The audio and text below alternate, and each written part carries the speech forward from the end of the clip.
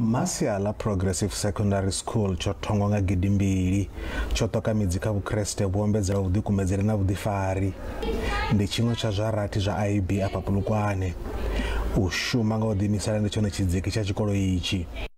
Putting more effort, really. It's now about the amount of effort that we're putting in, and I think a plus has to go to the fourth industrial revolution. We've brought it into our classrooms, and the learners enjoy the colorful, interactive nature of going digital. And yeah, we have adopted a different approach where we finish our school-based assessment earlier than usual. COVID-19